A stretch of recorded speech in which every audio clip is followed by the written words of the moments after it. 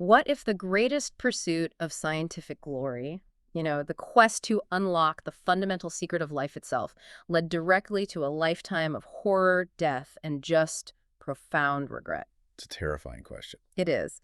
And today, we are diving into a classic story that is so much more terrifying and philosophical than the popular image of, green skin and neck bolts suggests. Yeah. We are talking about Mary Shelley's groundbreaking novel Frankenstein, or the modern Prometheus. That popular image, it's been built up over 2 whole centuries of plays and films, and it completely obscures the rich, tragic core of what Shelley actually wrote. It really does. This is a narrative that's woven with these threads of deep moral philosophy, of scientific hubris, devastating abandonment, and a creature who is maybe most frighteningly articulate and deeply, deeply human. Absolutely. So our mission today is a deep dive into the source material of this novel. We're going to trace its incredible origin, the key events, and its philosophical core. We are extracting the crucial insights from the detailed summary and analysis provided to us by the Daily Books YouTube channel. So you can think of this as your shortcut, really, to understanding the complex genius behind the birth of the modern monster. Exactly. We want to ensure you walk away truly well-informed about every crucial nuance of this masterpiece. And to do that, you really have to start with the author. You do. To appreciate the depth of Frankenstein, you have to appreciate Mary Shelley. She was born in London, August 30, 1797, and she had this extraordinary, if, well, often tragic, upbringingI mean, her parents were intellectual giants. Giants. Her father was the political philosopher William Godwin, and her mother was the pioneering feminist writer Mary Wollstonecraft. A literary and philosophical pedigree like that, it practically guarantees a life lived amongst great ideas and political theory. But her life was also just deeply shadowed by profound personal tragedy. Yes, and that is absolutely essential context for this novel's obsession with life and death and creation. Right. Her own mother, Mary Wollstonecraft, died just days after Mary's birth. So she was raised in this home that blended rigorous philosophy and politics with education. But she experienced this profound, chronic depression. And it was made so much worse by the deaths of 3 of her own children in infancy and childhood. So the idea of losing a creation, of losing a life you are responsible for, that permeated her entire existence. It's baked into her DNA. And that context of loss, of the fragility of life, is just so vital to understanding how Frankenstein came to be written. The book itself was born in the most dramatic of literary circumstances. This is the famous story, right? 1816, the Ghost Story Challenge at Lord Byron's villa near Geneva. That's the one. That summer was infamously known as the Year Without a Summer. A volcanic eruption, Mount Tambora, had blanketed the globe in ash, which led to this endless, cold, miserable rain. So this group of intellectual elites, you've got Byron, Percy Shelley, Mary Polidori, they're all trapped indoors. They are. And they pass the time reading German ghost stories and having these incredibly intense intellectual discussions. And the source material really highlights what they were talking about. Yeah, what were the hot topics? Well, scientific ideas like galvanism. This was the notion that electricity could stimulate muscle contractions, maybe even reanimate inert matter. And they were having philosophical debates about the nature of life and death, inspired by these radical figures like Erasmus Darwin. Charles Darwin's grandfather. The very same. Yeah. And German physiologists who were pushing the boundaries of biology. It was a very heady, very charged atmosphere. And out of that, Mary Shelley has this dream. She has a terrifying waking dream one night. A vision of a pale student of unhallowed arts hovering over the grotesque creature he had brought to life. And that initial terrifying kernel, sparked by all this scientific inquiry and her dark imagination, grew into her most enduring work, published just 2 years later in 1818. What's so amazing is that it wasn't just a Gothic horror story designed to, chill your spine.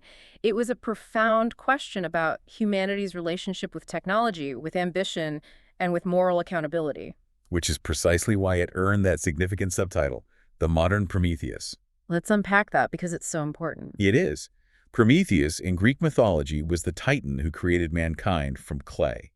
But then he stole fire from the gods to give humanity this gift of knowledge and technology. And was punished horrifically for it. Eternally. He incurred divine punishment, having his liver eaten out by an eagle every single day. Victor Frankenstein, he similarly seeks to steal the secret of life from nature. And he invites not divine wrath, but this existential, self-inflicted misery. He is punished internally by his own conscience and by the relentless devastation his creation unleashes. It's the ultimate warning about intellectual overreach, isn't it? If you are enjoying this deep dive into the historical and philosophical nuances of this text, make sure you're following along and hit that subscribe button for the Daily Books YouTube channel. We cover essential literary works and philosophical texts like this constantly. We do, and we offer you the fastest route to becoming truly well-informed on the world's great literature.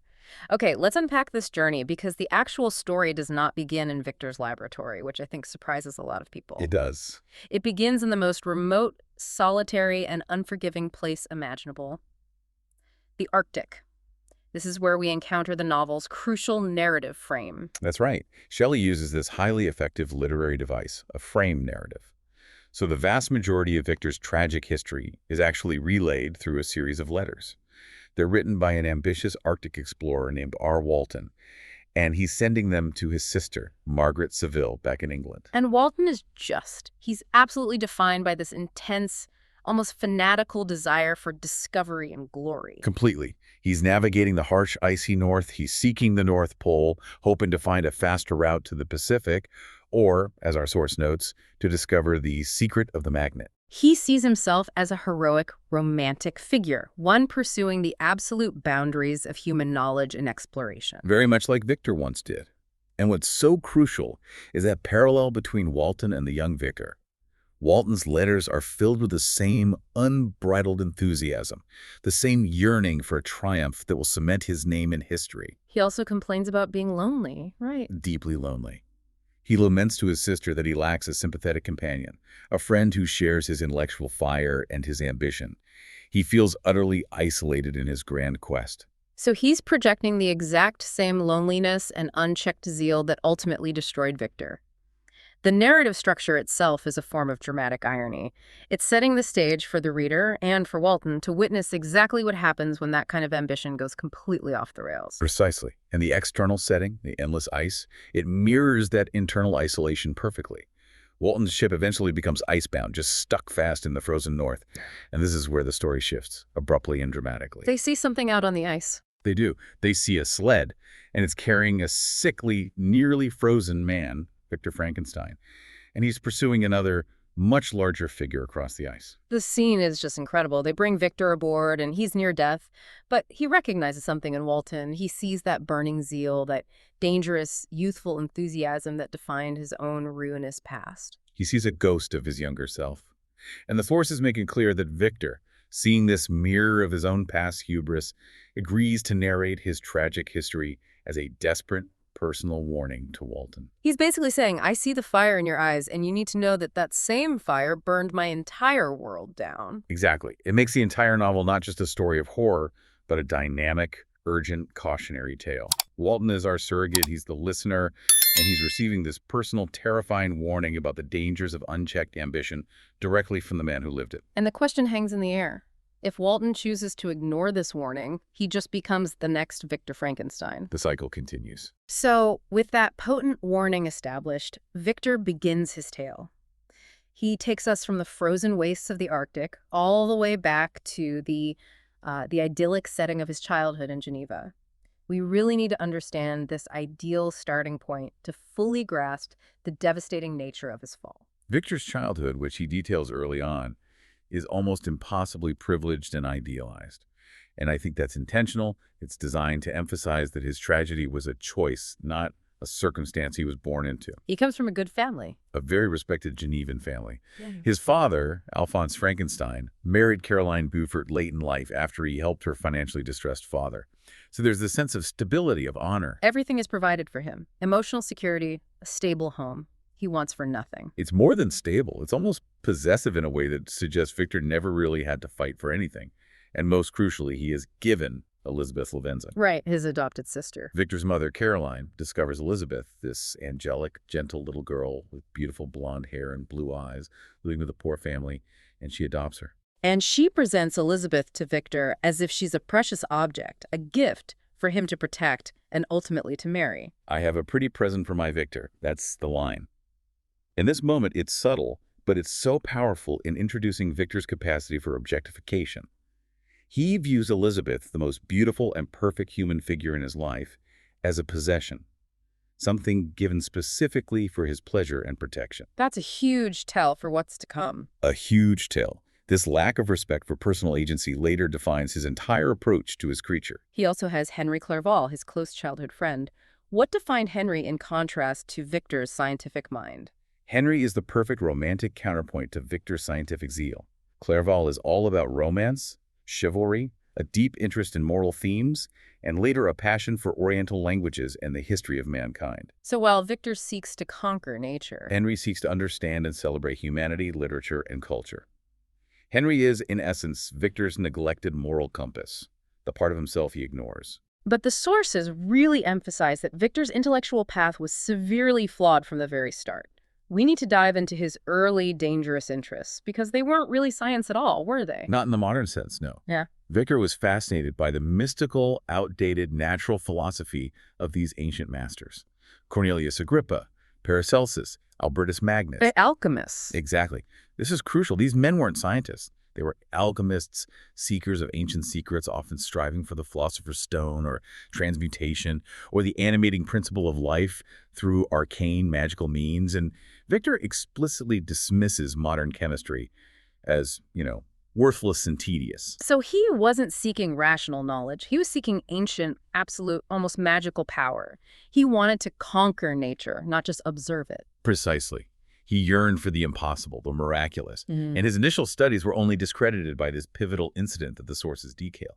He witnesses a lightning strike just completely shatter a magnificent old oak tree. And this terrifies him, but it also fascinates him. It plants a destructive seed.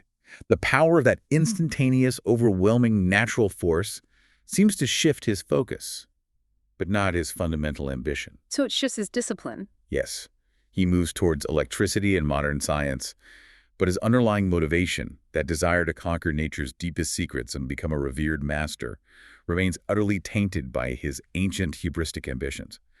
He basically replaces alchemy with chemistry, but he keeps the magician's mindset. Which sets him up perfectly for his time at the University of Ingolstadt, where he encounters these two professors who, in their own ways, just accelerate his fate. The first is Professor Krempe.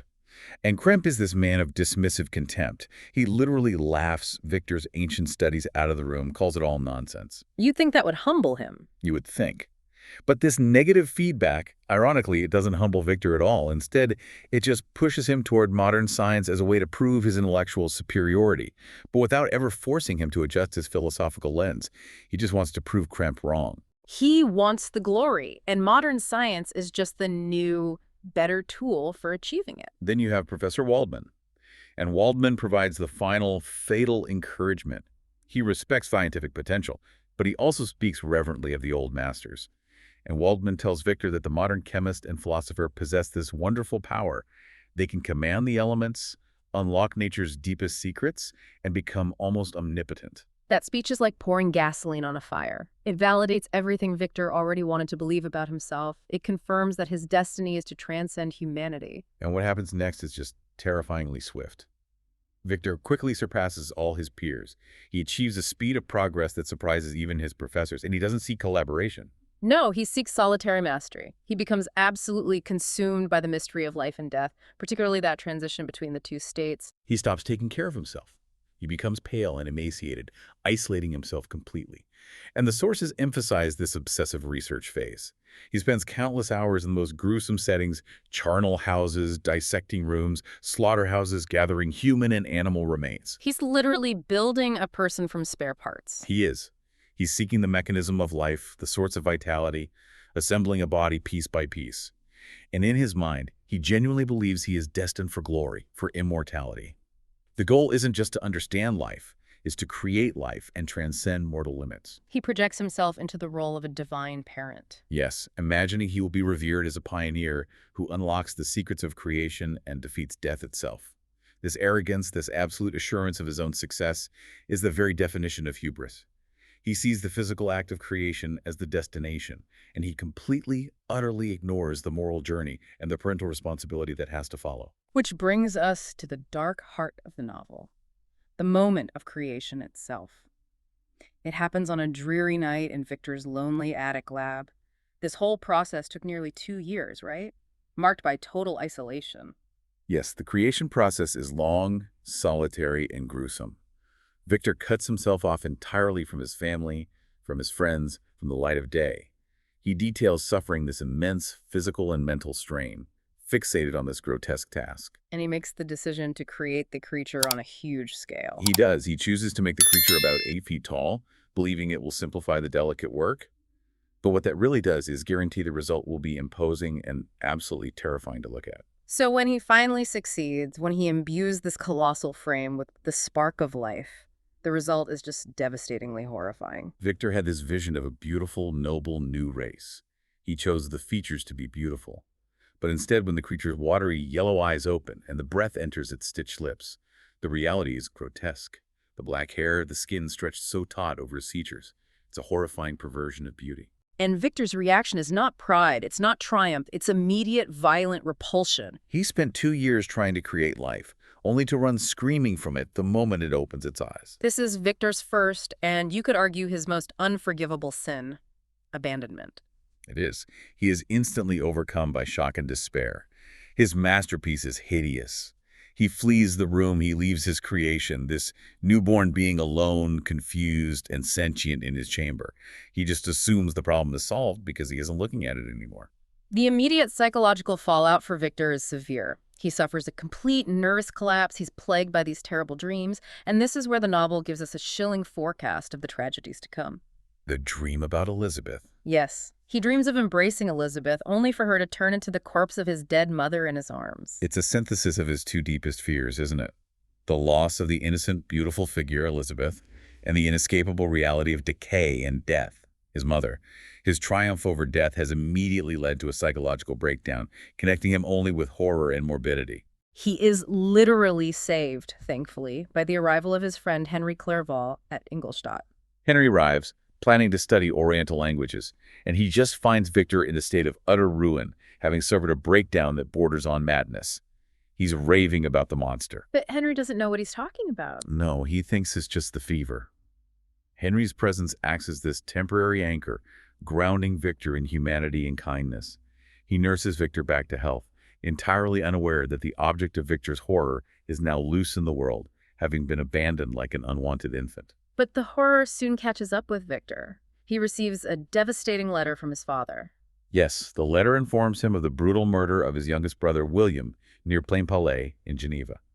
This event snaps Victor back to a terrible reality and forces him to go home.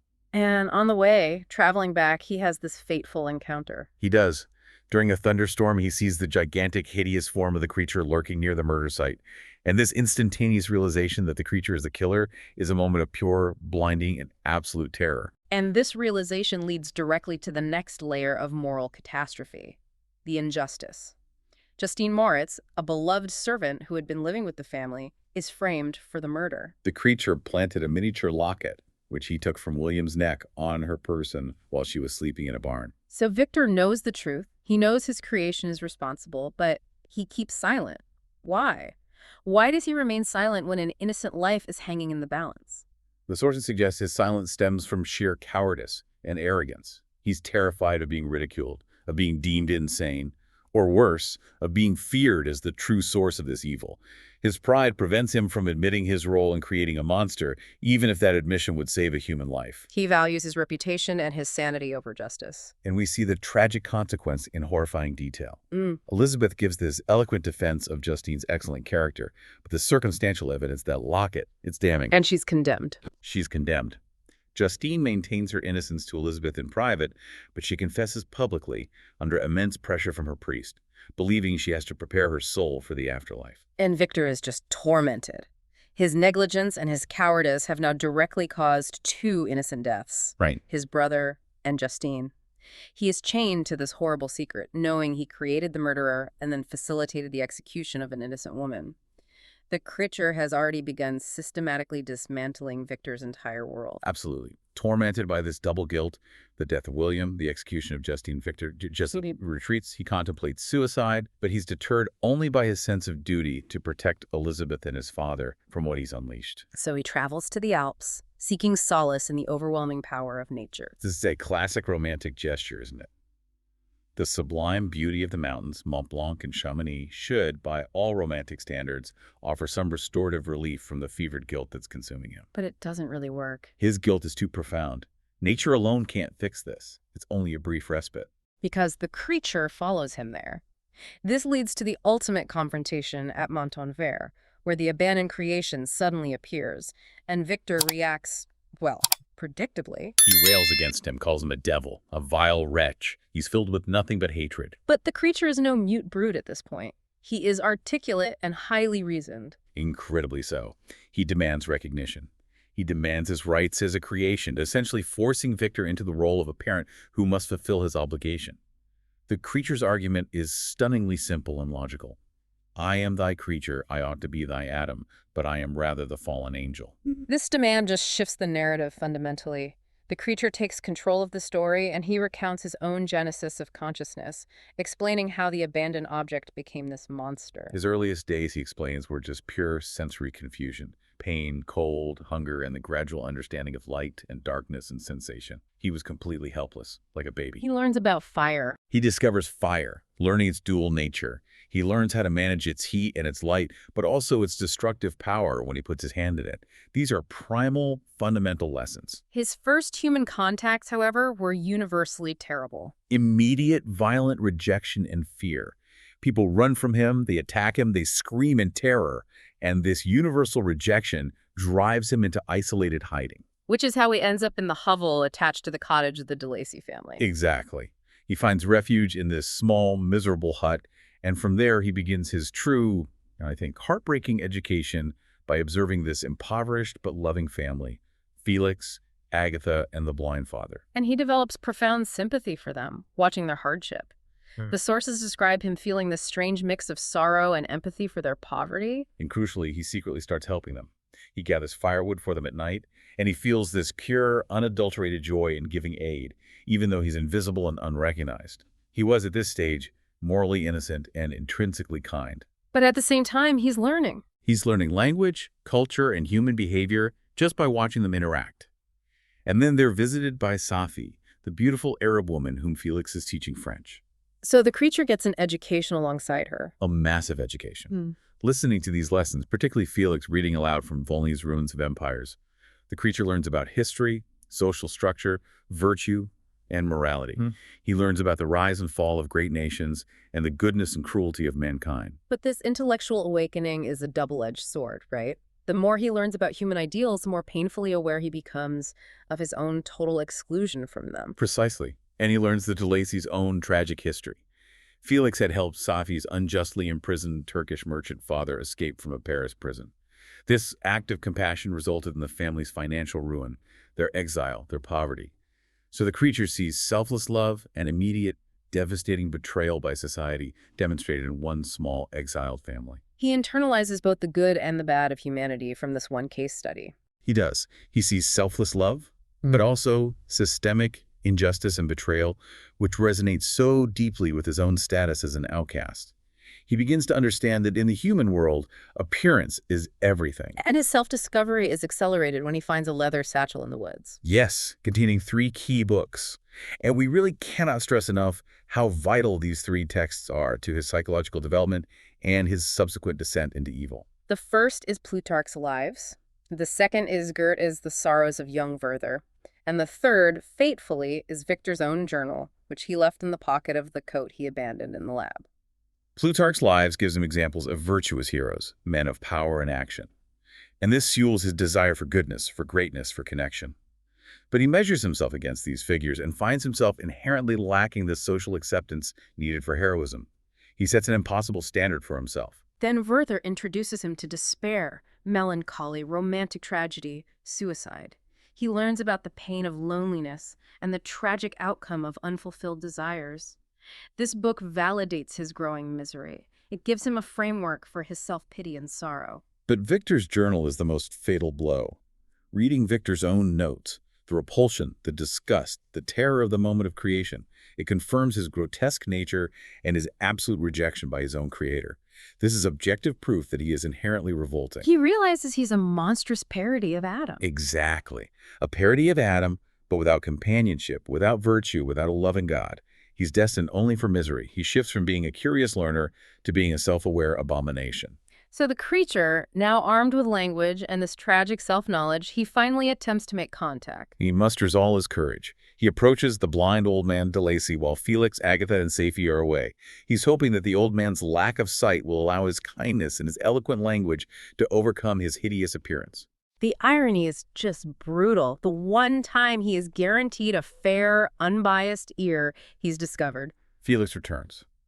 And he doesn't ask questions. He sees this monster with his father, and he just violently rejects him, beating the creature and driving him away in a panic. And this violent rejection is the moment. It's the point of no return where the creature's innocence is utterly destroyed. His transition to a vengeful demon is complete. He realizes that kindness is irrelevant. His appearance is his destiny. So fueled by rage and despair, he turns to vengeance. He burns the de Lacy cottage, a symbolic act of destroying the only family life he ever knew.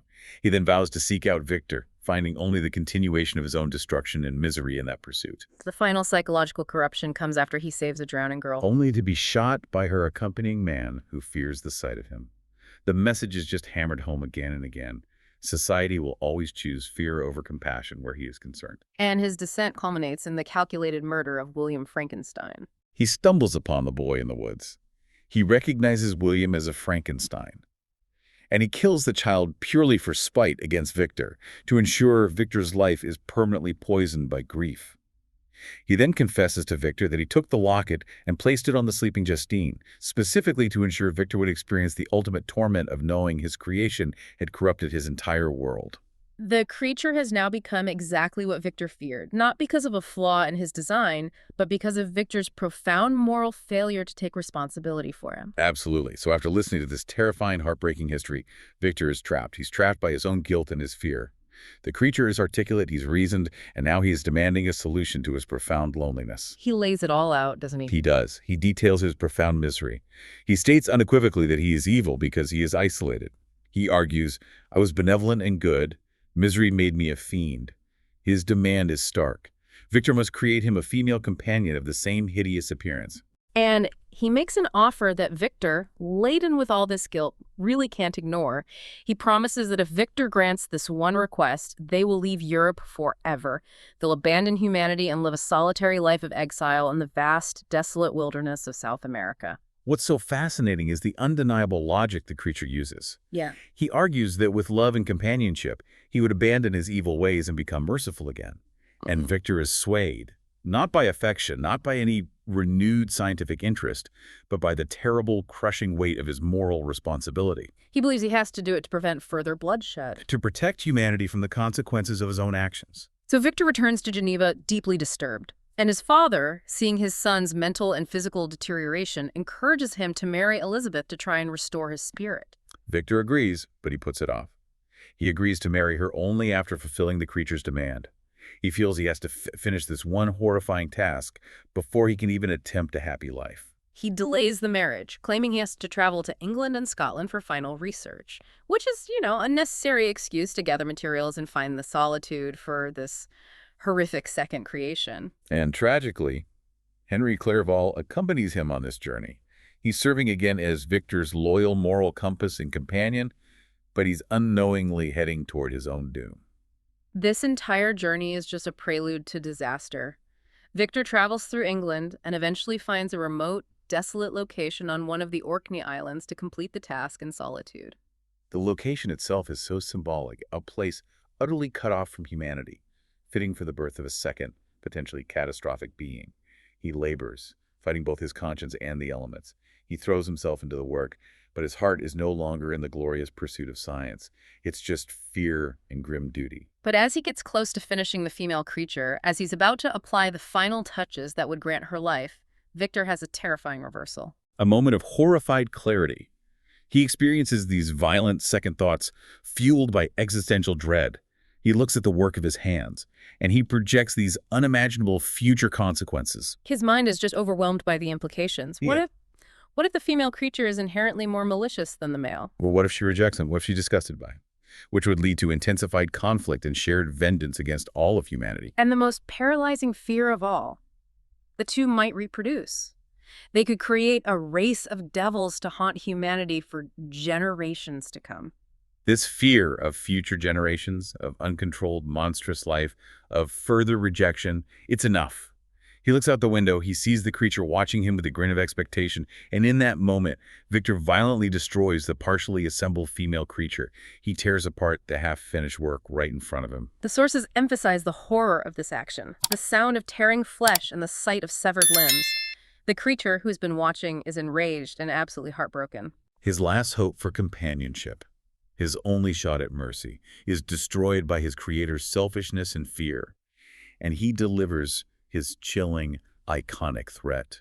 I will be with you on your wedding night. Victor takes this threat literally, doesn't he? He believes the creature will attack him on his wedding night. He does.